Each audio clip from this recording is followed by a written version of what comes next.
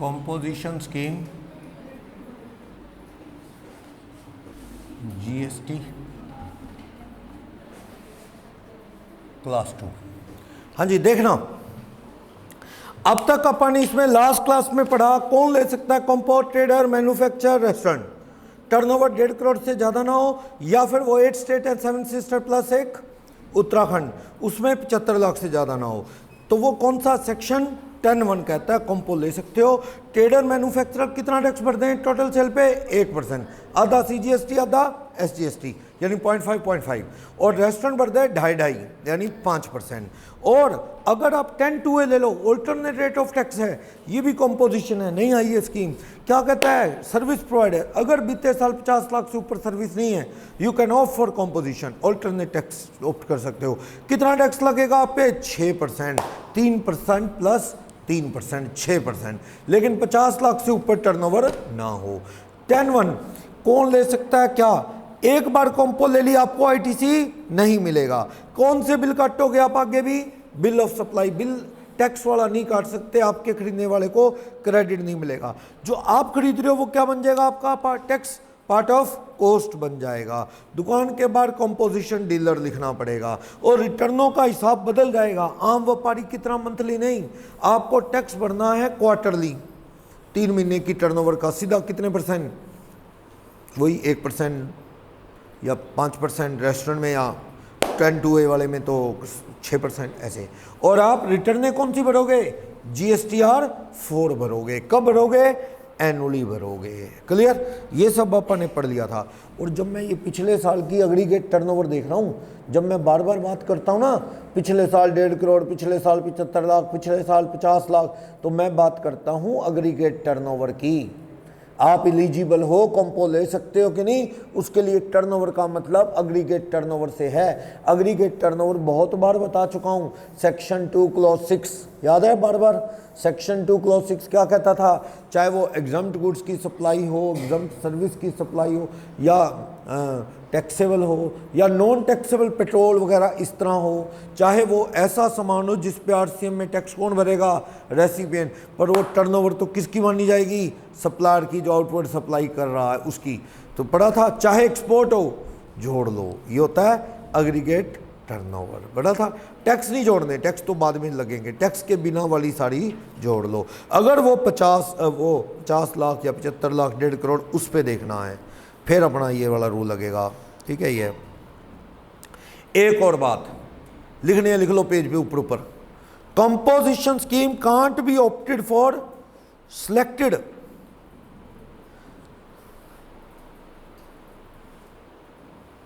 composition scheme can't be opted for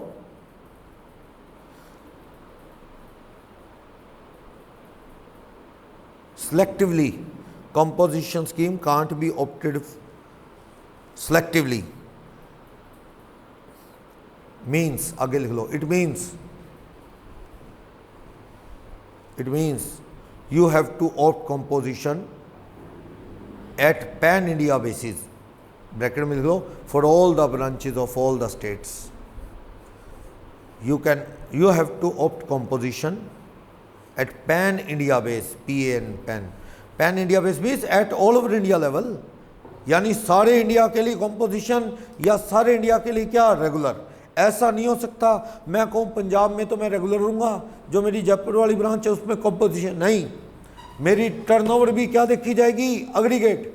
all India level पे 1.5 करोड़ से ऊपर है तो मैं कॉम्पो ले नहीं सकता, और अगर 1.5 करोड़ से नीचे है कॉम्पो लेने जा रहा हूँ रेस्ट ऑफ इंडिया में, तो फिर पूरे इंडिया के लिए कॉम्पो। ऐसा नहीं हो सकता किसी के लिए कॉम्पो ले लूँ और किसी के लिए ना लूँ। लिख लिया ना ये? यानी रेगुलर हो गए तो सबके लिए, कॉम्पो होगा तो सबके लिए। ठीक? 10(2) सर्विस वाला मैंने बता ही दिया, 50 लाख वाला रूल है, 6% लगेगा।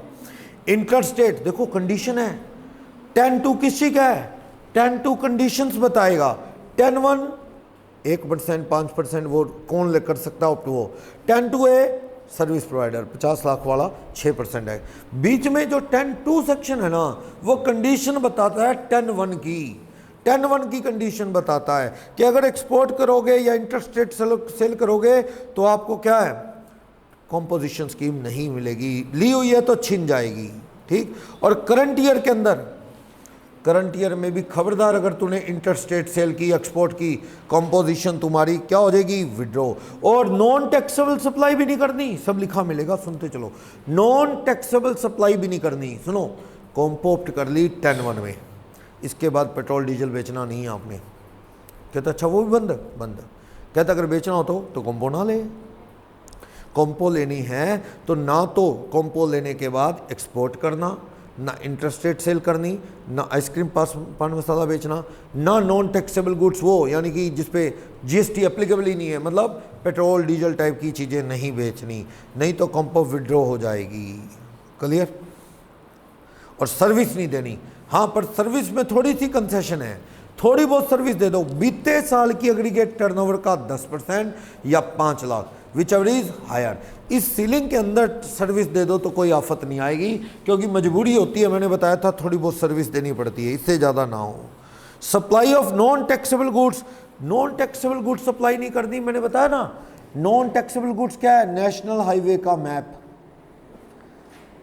बताया था ना, NHMAP, natural gases, H means high speed diesel, M for motor spirit, A for aviation oil, plane में डलता है, और P फॉर पेट्रोल, तो पेट्रोल क्रूड। तो ये चीज़ें जो है नॉन टैक्सेबल है, इनकी सप्लाई नहीं करनी। अगर आपने 10(1) में कंपोजिशन स्कीम ले ली तो ना एक्सपोर्ट करना, ना इंटर स्टेट सेल करनी, ना सर्विस देनी। पर सर्विस में थोड़ा कंसेशन है, थोड़ी बहुत कर दोगे कोई बात नहीं, चल जाएगा। पर वो नेशनल हाईवे के मैप वाली चीज़ें नहीं देखनी। और इको के थ्रू माल नहीं बेच सकते। अब ये क्या है, यानी आप इको के थ्रू माल नहीं बेचेंगे। अगर आपने कॉम्पोप्ट कर ली तो आपको क्या माल खुद बेचो। इको कौन सा, इको मतलब वही जो आपका क्या काटता है, TCS 52 वाले, ऐसे किसी इको के थ्रू माल नहीं बेचना, यानी कॉम्पो वाला तो खुद ही माल बेचे। अगर कॉम्पो ले ली तो इको के थ्रू माल बेचना अलाउड नहीं है। मैन्युफैक्चरिंग आइसक्रीम, पान मसाला, तंबाकू, एरेटेड वाटर की नहीं करनी। एक्चुअल में पता क्या है, सुनो इसकी वजह सुन लो। कह रहा अगर कॉम्पोप्ट कर ली ना तो आप मैन्युफैक्चरर नहीं कर सकते।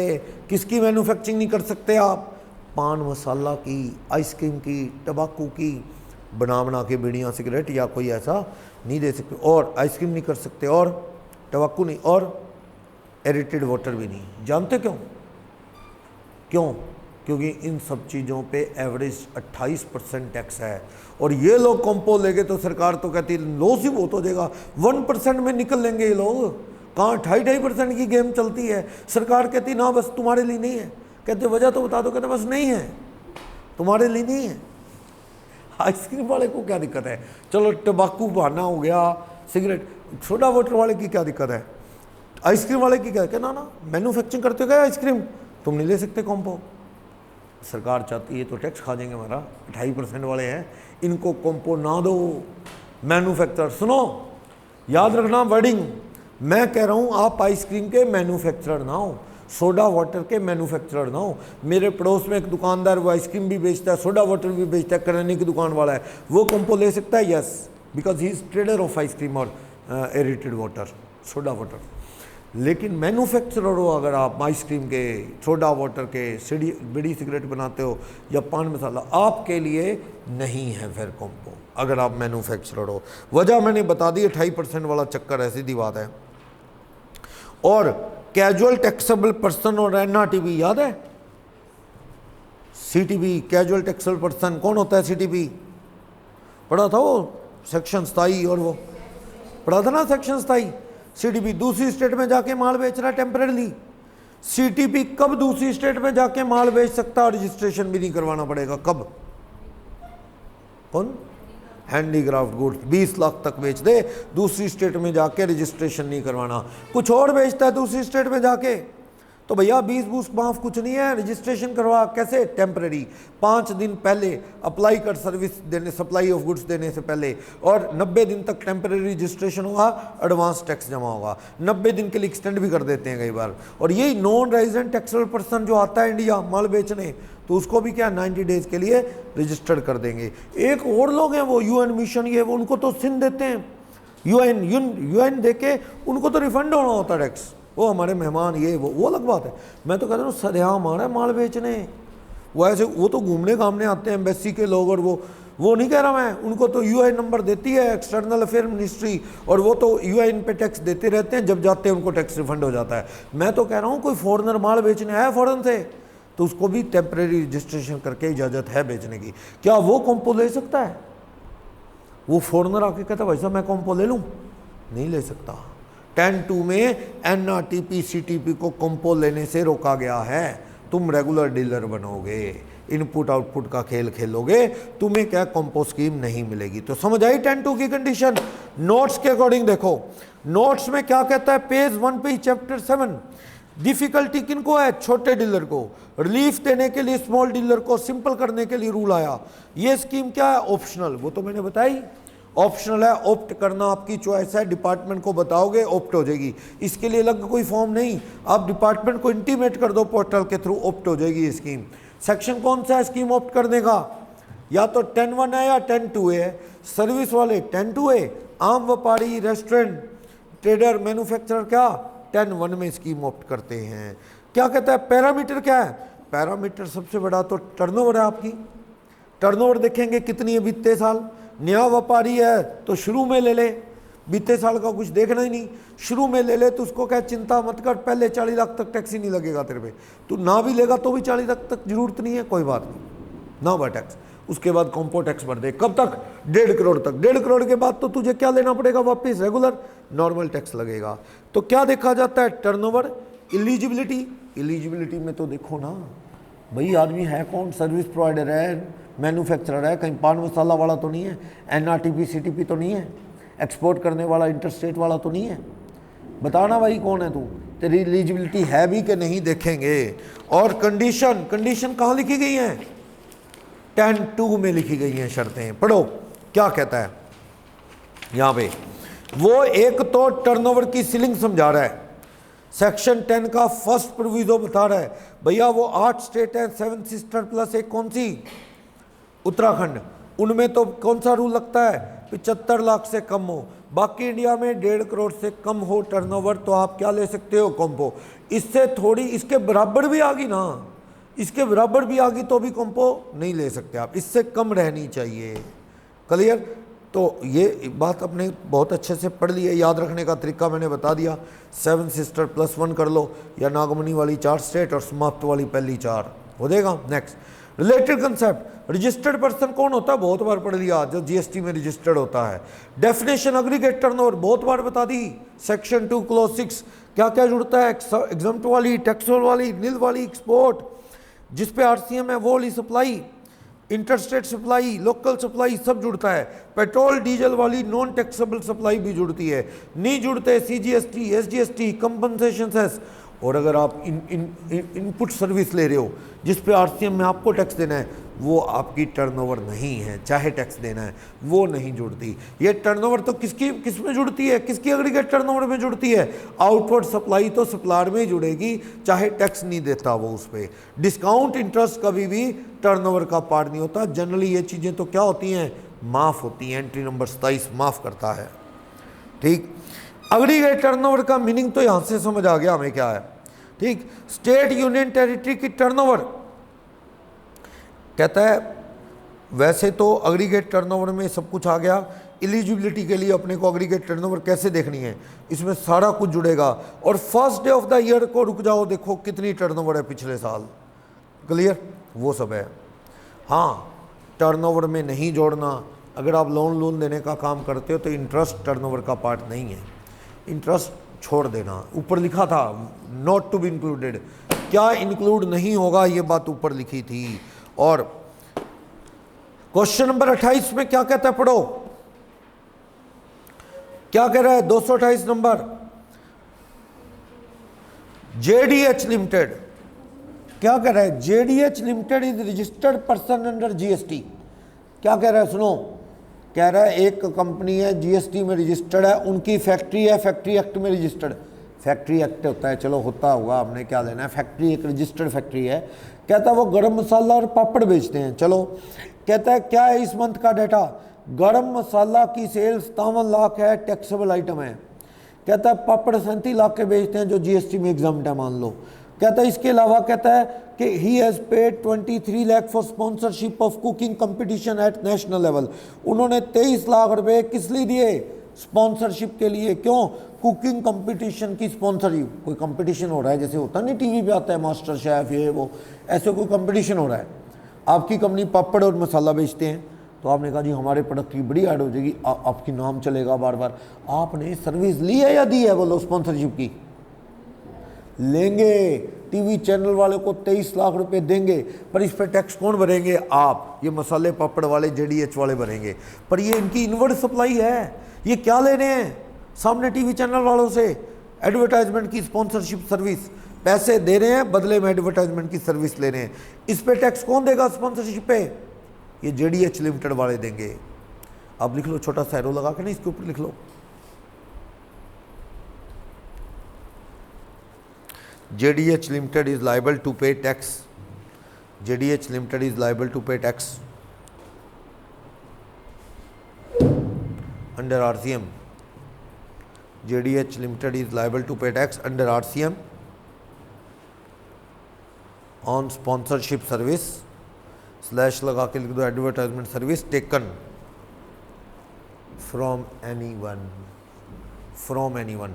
आपने जो सर्विस ली उसके ऊपर टैक्स आपने देना है। तो क्या आपकी टर्नओवर में जुड़ता है ये? ना, आप तो परचेजर हो ना, या सर्विस के रेसिपिएंट हो, सप्लायर में जुड़ेगी ये, ठीक है? तो ये नहीं जुड़ेगी। कैलकुलेट करो इनकी अग्रीगेट टर्नओवर कितनी होगी। क्या ये कंपोजिशन स्कीम नेक्स्ट ईयर के लिए ले सकते हैं कि नहीं ले सकते? तो आप बताओ, इनकी अग्रीगेट टर्नओवर 1.5 करोड़ से पार है कि नहीं? 57 और 37 कितना है? 57 और 37 96। तो ये 1.5 करोड़ से 94, 1.5 करोड़ से नीचे हैं, आप ले सकते हो। और उसमें 37 लाख 23 लाख नहीं जोड़ना, 23 लाख में RCM लग रहा है, आपकी टर्नओवर में नहीं जुड़ेगा। आपकी टर्नओवर 94 लाख ली जाए, क्योंकि 1.5 लाख से कम है, आप आराम से कॉम्पो ऑप्ट कर सकते हो। सही है? सही है ना? आगे चलो, क्या कहता है?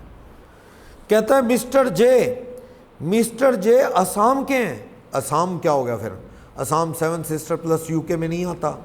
चलो, mister J of Assam provide the following information for the preceding year. पिछले साल का डाटा दे रहा है। You are required to find out the aggregate turnover for the eligibility of composition levy scheme. Determine करो whether he is eligible for composition scheme और not. पिछले साल की टर्नओवर देखो इनकी कितनी है। ये कह रहा है value of outward supply 50 lakh है, जिसमें 10 लाख रुपए की इंटरस्टेट की ट्रांजैक्शन है। भाई अग्रीगेट टर्नओवर के लिए तो सारा जोड़ लो, बाकी बातें फिर हैं। उसमें तो ये रूल है, कॉम्पो ले सकता है कि नहीं पिछले साल की, क्या देखो, सिर्फ अग्रीगेट टर्नओवर। कॉम्पो के लिए एक्सपोर्ट करता है, इंटरस्टेट करता है, पेट्रोल बेचता है, परवाह नहीं है। कॉम्पो के लिए तो पिछले साल की क्या देखनी है? अग्रीगेट टर्नओवर, कि ले सकता है कि नहीं। ले ली कॉम्पो। फिर कॉम्पो लेने के बाद ना तूने पेट्रोल बेचना, NH मैप वो, ना तो वो बेचना, ना एक्सपोर्ट करना, ना इंटरस्टेट सेल करनी, ना तूने मैन्युफैक्चरिंग करनी आइसक्रीम, टबाकू, पान मसाला, एरेटेड वाटर की, ना तूने सर्विस देनी। चलो सर्विस में थोड़ी रिलैक्सेशन है। तो भाई करंट ईयर में नहीं करनी ये चीज़ें, जो पास्ट है छोड़ो। पार्ट्स की को क्या देखनी है? Aggregate turnover. इसलिए कंफ्यूज कर रहा है, पास्ट में इंटरस्टेट सेल करता है कि कोई बच्चा कह दे यहीं देख के ये तो इंटरस्टेट सेल किए हुआ है पिछले साल, इसलिए कॉम्पो ले नहीं सकता। करंट ईयर में है वो, कॉम्पो लेने के बाद आप ये काम नहीं करेंगे। पास्ट में तो अग्रीगेट टर्नओवर में 50 लाख जोड़ो, 70 लाख रुपए की एग्जम्प्ट सप्लाई है, जिसमें इंटरेस्ट ऑन लोन भी है 30। ये interest on loan aggregate turnover नहीं होता, पीछे बताया सेक्शन 2 क्लॉज 6। तो आप टर्नओवर में 70 नहीं, कितने जोड़ोगे? ब्याज छोड़ दो, इंटरेस्ट छोड़ दो, 40 लाख जोड़ोगे। इनवर्ट सप्लाई जिस पे आप RCM देते हो नहीं जोड़नी। ये कौन जुड़ेगा? किस में जुड़ेगी ये टर्नओवर? सप्लायर में। नेक्स्ट, वैल्यू ऑफ एक्सपोर्ट जोड़ लो 5। कितनी आपकी टर्नओवर? 95 लाख। क्योंकि आपकी टर्नओवर 95 लाख है, 1.5 करोड़ से नीचे, you can opt for composition. Clear? आपको ना इसके सॉल्यूशन में मोर ओवर वाला पॉइंट काट देना है, लास्ट सेंटेंस इसका मोर ओवर वाला पॉइंट काट देना आपने। लास्ट सेंटेंस है ना, moreover goods held by him as a stock in trade on first day of the April, ये वाला पॉइंट काट देना है। ठीक है, आगे चलो। एलिजिबिलिटी क्राइटेरिया आ जाओ जी, 10(2) पे चलते हैं। 10(1) ने तो बता दिया कौन कॉम्पो ऑप्ट कर सकता है, पर कुछ शर्तें हैं, कुछ कंडीशन है। क्या कहता है वो कंडीशन में? पहला, पर्सन कॉम्पो ऑप्ट नहीं कर पाएगा या कॉम्पो है तो छिन जाएगी। क्या कहता है? अगर वो एंगेज है क्या देने में? फूड। कहता है if is engage in supply of service, service देता है तो तेरी गुड्स वाली कॉम्पो नहीं चलेगी भैया। 10(2) में जा तू, सर्विस तो रेस्टोरेंट की चलती है और सर्विस नहीं आती 10(1) में, 10(2) में जाना पड़ेगा तेरे को, सर्विस देता है तो। लेकिन इसके एक्सेप्शन है क्या? कहता है अगर रेस्टोरेंट है वो सर्विस दे तो चलेगा, रेस्टोरेंट को 10(1) में अलाउड है। आप रेस्टोरेंट तो देता ही सर्विस है, रेस्टोरेंट अगर 1.5 करोड़ से नीचे है करता रहे, सर्विस देता रहे, कोई बात नहीं, कॉम्पो नहीं छिनेगी, कोई और सर्विस नहीं देनी। दूसरा, सर्विस देनी है तो थोड़ी दे दे भाई, 5 लाख या पिछले साल की तेरी जो टर्नओवर है उसका 10% विच एवर इज हायर, ये दे दे, इससे ज्यादा नहीं। लास्ट सेंटेंस काट दो।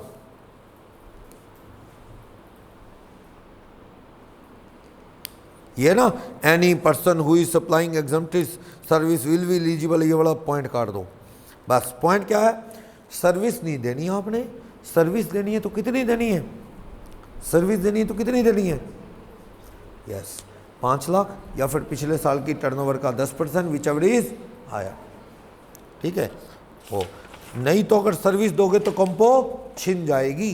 कॉम्पो थोड़ी बहुत सर्विस दे दो कोई बात नहीं, प्रॉब्लम मैंने बताई है, मजबूरी होती है कई बार। अगला पॉइंट, अगला क्वेश्चन देखना 241 पेज पे क्या कह रहा है। मिस्टर जे ने कॉम्पो ऑप्ट कर ली थी फाइनेंशियल ईयर 21-22 के लिए, उनकी टर्नओवर बीते साल 60 लाख रुपए थी, तो कोई दिक्कत नहीं। वो कहता है सर्विस दे सकता है क्या थोड़ी बहुत, रेस्टोरेंट वाली नहीं, कोई और सर्विस दे सकता है क्या? कितनी दे सकता है? पिछले साल 60 लाख की टर्नओवर थी, उसका 10% 6 लाख या 5 लाख विच 6, इस साल 6 लाख तक की सर्विस दे दे, कॉम्पो तेरी बनी रहेगी, कॉम्पो नहीं छिनेगी। अगला क्वेश्चन, अगले में क्या कहता है, पढ़ो। कहता है जीजीसी लिमिटेड एलईडी लाइटें बेचती है और खराब लाइटों की रिपेयर भी करती है। क्या करें? करनी पड़ती है थोड़ी बहुत सर्विस। नई एलईडी बेचती है, थोड़ी बहुत क्या है, खराब सेट की रिपेयर भी करती है। कहता है टर्नओवर बीते साल financial year is given to you, बताओ ये कॉम्पो ले सकते हैं कि नहीं। पिछले साल की टर्नओवर कितनी? अगर 70 लाख हो, अब वो 6 लाख की रिपेयर करें तो कॉम्पो बनी रहेगी कि नहीं? पिछले साल 70 लाख की टर्नओवर थी, 70 लाख का 10% 7 लाख या 5 लाख, पिछड़ी था 7 लाख। करंट ईयर में टर्नओवर 7 लाख तक कर दो तो कोई दिक्कत नहीं है। ये ना इसके साथ लिख लो, टर्नओवर ऑफ रिपेयर है ना, इसके साथ लिख लो suppose current year turnover of service, ये होगी जो ये लिस्ट दे रखी है ना, ये देखो ऐसे लिखो। चलो एक ये ना लास्ट ईयर की टर्नओवर है, इसके साथ लिखो टर्नओवर ऑफ रिपेयर है ना, इसके ऊपर लिख लो लास्ट ईयर, इसके ऊपर लिख लो लास्ट ईयर्स, और राइट साइड में लिख लो suppose suppose suppose current years turnover of service, current year turnover of service is equal to previous years turnover of service. पता है बात क्या है? करंट ईयर में कितनी कर सकता है वो लिमिट बतानी है, बता देता हूं, देखना पढ़ो। पिछले साल आपकी गुड्स की एलईडी लाइटों की सेल कितनी थी? पिछले साल 70 लाख। पिछले साल सर्विस कितनी थी रिपेयर की? ये ऊपर लास्ट ईयर लिख दिया मैंने। लास्ट ईयर की टर्नओवर कितनी थी सर्विस रिपेयर? 6। अगली के टर्नओवर 76 लाख थी ना, 76 लाख का 10% 760 या 5 लाख विच उधार 760। करंट ईयर में कितने तक की सर्विस दे सकते हो? 760। करंट ईयर की सर्विस दी नहीं तो मैंने लिखवा दिया, ये जो सेकंड कॉलम है ना, मानो मतलब दिया नहीं हुआ क्वेश्चन में, आंसर उसके अकॉर्डिंग दिया हुआ, लिख लो। सपोज करंट ईयर की टर्नओवर भी कितनी है होगी? जितनी लास्ट ईयर की सर्विस है उतनी ही होगी, यानी ये सेकंड कॉलम है ना लास्ट वाला, ये करंट ईयर में भी इतनी होगी। तो क्या 6 लाख की कर पाएगा? हाँ 760 तक की कर पाएगा, कोई दिक्कत नहीं है। अगला पढ़ो, 80 और 20 कितना हो गया? 1 करोड़। 1 करोड़ का 10% कितना? 10 लाख या 5 लाख विच इधर 10 लाख। और मानो करंट ईयर में 20 लाख की करना चाहते हो, कर पाओगे? No, you are not eligible to opt for composition. तू नहीं ऑप्ट कर सकता भैया, है तो तेरी छिन जाएगी। नेक्स्ट थर्ड 75 लाख और 4 लाख कितना हो गया 79 का 10%, 7 लाख 90। और इस साल तू कितनी करेगा सर्विस 4 लाख की करेगा, तो कोई बात नहीं कर ले भाई, तेरी टर्नओवर लिमिट के अंदर ही होगी सर्विस की। फोर्थ ऑप्शन 45 और 5 कितना 50 का 10% 5 लाख, और तेरी 5 लाख ही करेगा, कोई बात नहीं कर ले, 10% से ऊपर तो नहीं है, 5 लाख से ऊपर तो नहीं है, ठीक है। लास्ट 35 और 5 40, 40 का 10% 4, तेरी टर्नओवर रिपेयर की क्या होती दिख रही है 5, नहीं छिन जाएगी तेरी कॉम्बो। विचार इधार कितना हो जाएगा 5, तो ये कितनी है 5, ले लो कोई दिक्कत नहीं है, यस आएगा ले लेगा 10% के साथ, और 5 लाख विचार इधार है।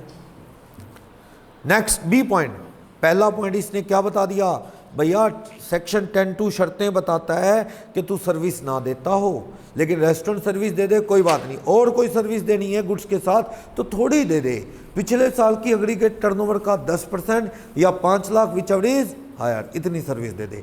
सेकंड पॉइंट, तुझे ये वाली नॉन टैक्सेबल चीज़ें नहीं बेचनी, पीछे बेची कोई परवाह नहीं, करंट ईयर में तुझे NH हाईवे का मैप, नेशनल हाईवे का मैप, NH MAP, ये चीज़ें बेची तो कॉम्पो छिन गई समझ तेरी, ये चीज़ें नहीं बेचनी। नेक्स्ट, इन चीज़ों को बेचने से रोका गया। Next C point, inter state supply नहीं करनी, ना एक्सपोर्ट करना, परचेज कर ले कोई बात नहीं, लिखा ना, you can purchase from other state, तू इनवर्ड सप्लाई ले सकता है दूसरी स्टेट से, पर खबरदार तूने दूसरी स्टेट में माल बेचा या एक्सपोर्ट किया, अगर तूने एक्सपोर्ट या सेल की दूसरी स्टेट में या दूसरे देश में, तेरे लिंक बहुत हैं, तू बड़ा व्यापारी है, तेरे लिए कॉम्पो बनी ही नहीं, तेरे लिए कॉम्पो बनी ही नहीं। आगे चलो क्या कहता है डी पॉइंट, अगर तू गुड्स सप्लाई करता है किसके थ्रू, इको के थ्रू, कौन सा इको जो 52 सेक्शन में आता है उसके थ्रू माल सप्लाई करेगा तो तेरी कॉम्पो छिन जाएगी। सीधी बात है, एक आदमी अगर कॉम्पो लेना चाहता है तो वो इको थर्ड पार्टी के थ्रू पेमेंट लेके कैश सप्लाई नहीं कर सकता। वो इको कौन सा जो सेक्शन 52 में आता है, जो क्या काटता है TCS 1%, उसके थ्रू माल बेचा तो तेरी कॉम्पो छिन जाएगी, उसके थ्रू नहीं बेचना। यानी सीधी बात है, इको के थ्रू बेचना एक स्टैंडर्ड के अगेंस्ट है, क्योंकि तू कह रहा है मैं उतना हाईटेक पर्सन नहीं हूँ सर, मेरे को ज़्यादा टेक्नोलॉजी नहीं आती, ये नहीं आती, और तेरे लिंक इको वालों के थ्रू हैं, उनके थ्रू बुकिंग हो रहा है, उसके थ्रू माल बेच रहा है, तो नहीं, तुझे क्या ये स्कीम तेरी छिन जाएगी। आगे चलो, ई पॉइंट बड़ा अच्छा है। ई पॉइंट में कहता है अगर तू मैन्युफैक्चरर है, ध्यान देना गलती ना कर बैठना, ट्रेडिंग कर सकते हो इन चीज़ों की, मैन्युफैक्चरिंग नहीं। अगर तू मैन्युफैक्चरर है किन चीज़ों का, आइसक्रीम का और एडिबल आइस, बर्फ़ खाने वाली बर्फ़, कोकोआ वगैरह ये सब कुछ, और पान मसाला, एरिटेड वाटर, सोडा वाटर, टबाकू के सब्स्टिट्यूट आते हैं ना, वो जर्दे जुर्दे से कई तरह के, कहता वो सब चीज़ों की अगर तू मैन्युफैक्चरिंग करता है तो समझ तू कॉम्पो ले नहीं सकता। रीज़न लिखना है लिख लो, इस वाले पॉइंट ई का रीज़न लिखना है लिख लो, as GST rate is high on these goods, as GST rate is high on these goods,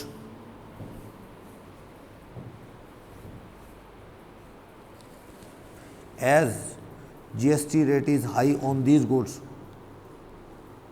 so if manufacturer of these item opt for composition, then so if manufacturer opt composition, then it results big loss to the revenue to the GST department. Then it will result the big loss of revenue to the GST department. सीधी सी बात है, इन चीज़ों पे tax बहुत ज़्यादा है, सरकार चाहती है कि अगर ये टैक्स बहुत ज़्यादा है, 28% है, और ये अगर 1% में निपट गया तो हमारा लॉस हो जाएगा। ट्रेडर को अलाउड है, मैन्युफैक्चरर पे है दिक्कत, ट्रेड करो, ये चीज़ें बेचो कोई दिक्कत नहीं है, आइसक्रीम, आइस, पान मसाला, सोडा वाटर, टबाकू बेचो कोई दिक्कत नहीं है। टबाकू तो वैसे आजकल काफ़ी हद तक बैन हो गया, वो एक अलग मुद्दा है। एक और लाइन लिखना, मैन्युफैक्चरर को अंडरलाइन करके पेज पे नीचे ले आओ, छोटी सी एक लाइन है, if you are trader of above item, यही आइसक्रीम मसाला, आइसक्रीम, आइस, पान masala, water. If you are trader of above items, then you can opt for composition scheme. Then you are allowed to opt for composition scheme. You are allowed to opt for composition. तुम composition opt कर सकते हो, कोई चिंता नहीं है. समझ गए? दुकानदार तो अलाउड है, मैन्युफैक्चरर को अलाउड नहीं है. वजह मैंने बता दी आपको. तंबाकू,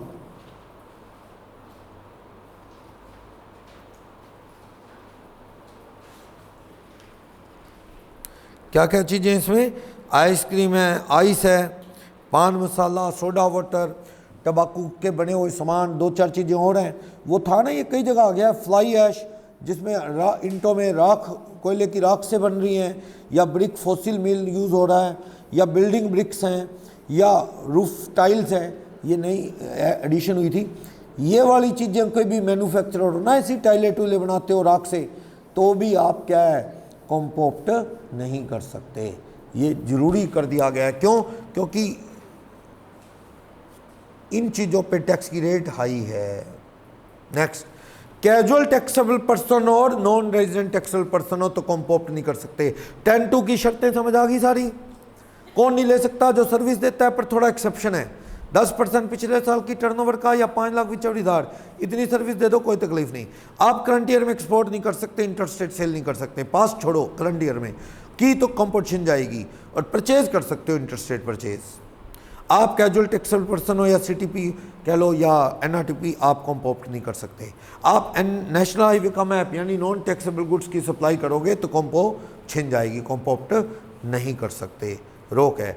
आप आइसक्रीम या आइस के मैन्युफैक्चरर हो, पान मसाला, एरेटेड वाटर, तंबाकू के प्रोडक्ट, वो फ्लाई ऐश वगैरह की ब्रिक, बिल्डिंग ब्रिक्स, ऐसा कुछ काम करते हो तो आप क्या है, कॉम्पोप्ट नहीं कर सकते, क्योंकि इन चीज़ों पे टैक्स की रेट हाई है. और इको के थ्रू सप्लाई करते हो तो आप क्या टेक्निकल पर्सन हो, क्यों आपके लिए कॉम्पोज रहेगी, कॉम्पो आप ऑप्ट नहीं कर सकते. ठीक है. क्वेश्चन देखना आप इससे रिलेटेड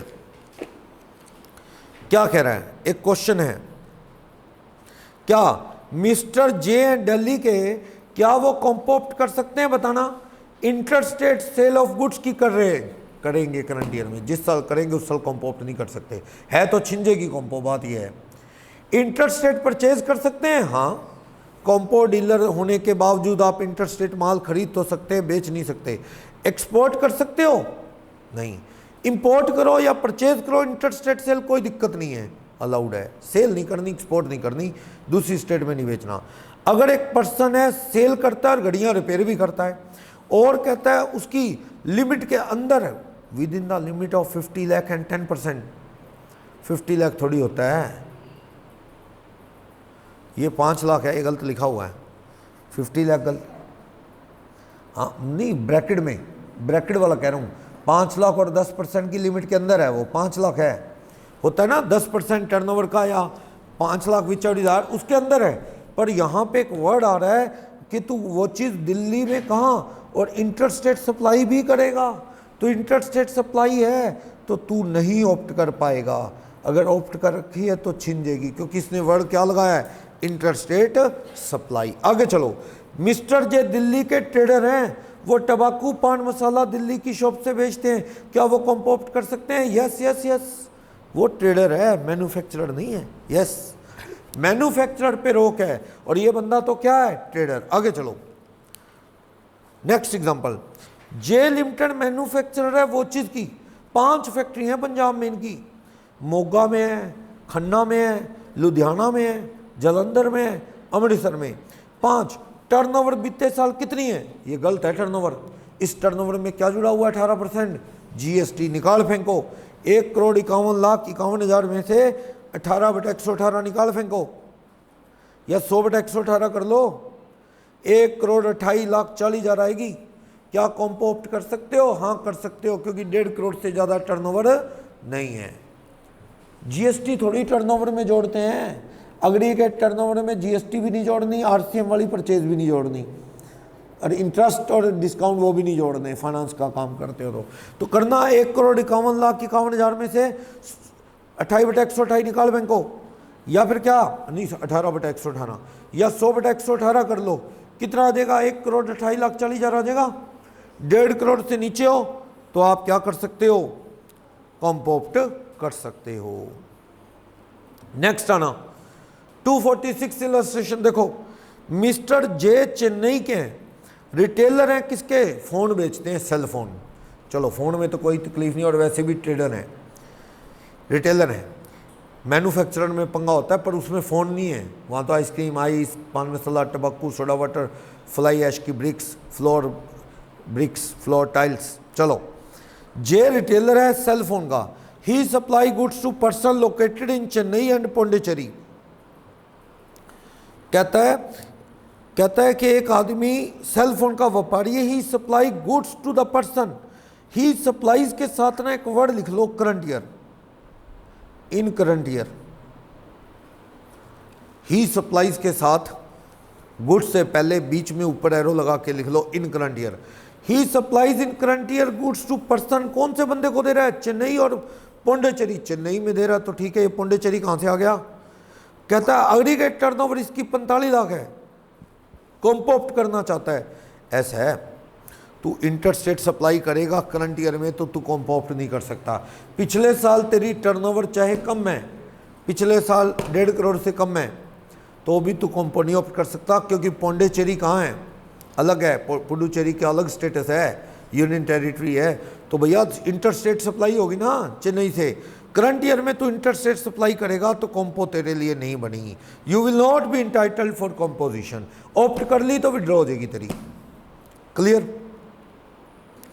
कुछ कंडीशंस पैरामीटर रूल 5 में समझा रहा है। क्या कहता है, पर्सन कॉम्पोजिशन स्कीम शेल, वो कैजुअल टैक्सेबल पर्सन ना हो, वो एनआरटीपी ना हो, वो माल अनरजिस्टर्ड सप्लायर से, unless he paid GST on such goods और सर्विस ऑन रिवर्स चार्ज। ऐसा है कि अगर आप कॉम्पो स्कीम ऑप्ट कर लेते हो, हाँ जी सुनना, मैंने कॉम्पो ऑप्ट कर रखी है पर मैं एक ऐसा सामान खरीदता हूँ जिस पे आरसीएम में मुझे टैक्स देना है, वो तो देना ही पड़ेगा। उस पर 1% भरूंगा ना, उस पर क्या भरना पड़ेगा भाई, आरसीएम जो रूल है वही। कॉम्पो ऑप्ट करने के बाद भी सारी चीज़ में आंखें बंद करके 1% नहीं है। अगर तू ऐसा कोई सामान या सर्विस लेता है जिस पे आरसीएम एप्लीकेबल है, उस सामान पे या उस सर्विस पे तुझे 1% नहीं बल्कि नॉर्मल वाला टैक्स देना होगा। समझ गए। एग्जाम्पल, स्पॉन्सरशिप सर्विस, उस पर तू चाहे नॉर्मल वाला सर्विस प्रोवाइडर है या दुकानदार है, 1 या 6 वाला रूल नहीं लगेगा, उस पर नॉर्मल टैक्स देना होगा आरसीएम के अंडर तुझे। तो वही चीज़ बता रहा है थर्ड पॉइंट में, भाई तूने अगर कोई ऐसा सामान लिया जिस पे आरसीएम लग रहा है, ठीक है, 9(4) तो छोड़ दो, ये अनरजिस्टर्ड वाला पॉइंट छोड़ दो। मैंने बताया था वो तो सीमेंट पे है, सिर्फ बिल्डिंगें बनाते हैं ना जो, वो अनरजिस्टर्ड से सीमेंट खरीद ले, अनरजिस्टर्ड से रजिस्टर्ड वाला सीमेंट खरीद ले, तो उस पर टैक्स कौन देगा, रजिस्टर्ड बिल्डर देगा। वो तो 9(4) तो सिर्फ उस चीज़ पे लगता है, बाकी 9(3) की तो लिस्ट ही बहुत बड़ी है, बड़ा इस तरह के सामान और सर्विस हैं। ओके, फिर कहता है कंपोजिशन अपनी दुकान के बाहर टॉप पे लिख, बिल पे भी लिख, दुकान के बाहर लिखा हो कंपोजिशन डीलर, और जो बिल काटेगा उसके ऊपर भी बड़ा बड़ा लिखा हो ऊपर कंपोजिशन डीलर, ताकि सामने वालों से धोखा ना हो जाए, कहीं टैक्स वसूल ले उनसे तू, बड़ा बड़ा कंपो डीलर लिखा हो। ठीक है, साइन बोर्ड पे दुकान के बाहर लिखा हो, बिल के ऊपर लिखा हो हर हाल में। ठीक, और अगर आपको अगले साल भी, सुनो, इस साल आपने कॉम्पो ले ली, बढ़िया रहा आपका सफ़र इस साल का, 1.5 करोड़ से ऊपर नहीं हुए आप, बढ़िया रहा, 1 करोड़ 30 लाख की सेल, टैक्स बढ़ते रहे 1%, बढ़िया साल बीता, बढ़िया फर्स्ट क्लास। अगले साल फिर कहते हैं आप कॉम्पो ही लेनी है, हमने तो दोबारा बताना पड़ेगा कॉम्पो लेनी है, दोबारा बता दो ऑफिसर को, साल शुरू होने से पहले ना अगले साल, सर वही कंटिन्यू कॉम्पो ही लेनी है, दोबारा बता दो अगले साल शुरू होने से पहले कि सर इस बार भी मैं कॉम्पो डीलर ही हूँ। ठीक है, बता देना दोबारा। पे GST out of own pocket, और क्या, किसकी पॉकेट से लोगे। जब कॉम्पो ऑप्ट कर लेते हो तो सामने वाले से टैक्स ले नहीं सकते, और जो आपने इनपुट भरा उसका क्रेडिट नहीं मिलता, खुद की जेब हल्की होती है, यानी कैश जमा कराना पड़ेगा कैश रजिस्टर में, तो टैक्स भरोगे। इलाज भी क्या है, कैश रजिस्टर से, कैश पॉकेट से भरना पड़ेगा, किसी और से वसूल नहीं सकते। 10(2)A आ गया, बता चुका हूँ 10(2)A, सर्विस वाले ले सकते हैं कंपोजिशन स्कीम 10(2)A में 50 लाख से ऊपर टर्नओवर नहीं, कितना टैक्स दे दें? 3 + 3 6% टैक्स दे दें अगर कोई और सर्विस प्रोवाइडर है तो। कंडीशन वही है, अगर तूने 6% टैक्स देना है तो तू नॉन टैक्सेबल गुड्स या सर्विस नहीं बेचेगा, इंटर स्टेट सर्विस की सप्लाई नहीं करेगा, इको के थ्रू सर्विस नहीं देगा किसी को, मैन्युफैक्चर प्रोहिबिटेड चीज़ें नहीं करेगा, CTP और NRTP तू होना नहीं चाहिए। अगर तूने कॉम्पोप्ट कर ली ना 10(2)A वाली तो रिस्ट्रिक्शन वही है तेरे पे भी, तूने ये चीज़ें बेचनी नहीं, इन चीज़ों की सर्विस देनी नहीं। 10(2)A में कहता है सेम पैन के अंडर पूरे इंडिया में ऑप्ट होगी कॉम्पोजिशन, या पूरे इंडिया में रेगुलर, आधे में रेगुलर आधे में कॉम्पोजिशन नहीं होता, बता चुका हूँ। नीचे एक डायग्राम बना के समझा रहा है सारी कहानी, कह रहा है क्या कॉम्पोजिशन लिया आपने रेस्टोरेंट को छोड़ के? कहता है भैया फिर 5 लाख या 10% turnover whichever is higher, उससे ज़्यादा की सर्विस मत देना। हाँ, इंटरेस्ट डिस्काउंट टर्नओवर में जोड़ा नहीं जाता, चलो ठीक है। कहता है क्या तुम मैन्युफैक्चर ट्रेडर रेस्टोरेंट चलाते हो? यस है। तो कहता है नॉन टैक्सेबल सप्लाई करते हो? वो नहीं करनी। अगर वो करते हो ना, अगर आप पेट्रोल बेचते हो तो फ़ायदा नहीं है कॉम्पो लेने का, छिन जाएगी मिलती। अगर नहीं पेट्रोल डीजल बेचने का इरादा नहीं, बेचते भी नहीं, इंटर स्टेट सप्लाई तो नहीं करनी? कहता करनी है, फिर कॉम्पो छिन जाएगी। इंटर स्टेट सप्लाई भी नहीं करनी तो कॉम्पो चलती रहेगी, वही कह रहा है। 10(2)A बता दिया, टर्नओवर 50 लाख से कम हो, और इसमें भी वही है, non taxable goods, inter state supply, ECO के थ्रू माल नहीं बेचना, ठीक। बाकी स्कीम में 1.5 करोड़ है, ये बता रहा है, पढ़ लोगे ना। ये इंटीमेशन थोड़ा थोड़ा मैंने बता दिया है कि सरकार को इन्फॉर्म करना पड़ता है, वो समझा रहा है, वैसे मैंने थोड़ा बता दिया। सेकंड मिडल में 213 पेज पे ये भी बता दिया, पूरे इंडिया लेवल पे रजिस्टर्ड होगा कॉम्पो, आधे के लिए कॉम्पो ले लो आधे के लिए नहीं, ऐसा पॉसिबल नहीं है। पैन इंडिया बेस पे पूरे इंडिया में कॉम्पो चलेगी। कॉम्पो की रेट पेज नंबर 214 पे बता रहा है, ये तो मैं पहले ही बता चुका हूँ, नोट्स में बाद में लिखा है, मैं पहले ही बता चुका हूँ 214 पे कॉम्पो की रेट कितनी है। ये 2-3 क्वेश्चन है, पढ़ सको तो पढ़ लेना यहाँ वाले। आगे शर्तें 10-4 वाली कुछ खास नहीं, अगली क्लास में चैप्टर खत्म है, ये 2-3 पेज बचे हैं बस। ICAI ने तो चैप्टर नहीं बना रखा, चार्ज ऑफ GST में सब कुछ लपेटा हुआ है। आपने चार्ज अंडर GST अलग बना लिया, कॉम्पो अलग कर लिया, अगली क्लास में कॉम्पो खत्म हो जाएगा, बस इतना ही है, ठीक है। तो देखते हैं, कल करते हैं, क्लास लगाते हैं, कल लगा लेना, क्या बात, देख लो, लगा लें कल 10 बजे के करीब, 10 साढ़े 10, देख लो, सारे आ जाओगे ना, 5-6 तो आ ही जाना, फिर तो ठीक है, कोई भी ना हो तो खाली क्लास बड़ी मुश्किल से लगती है, बता दो मेरे को।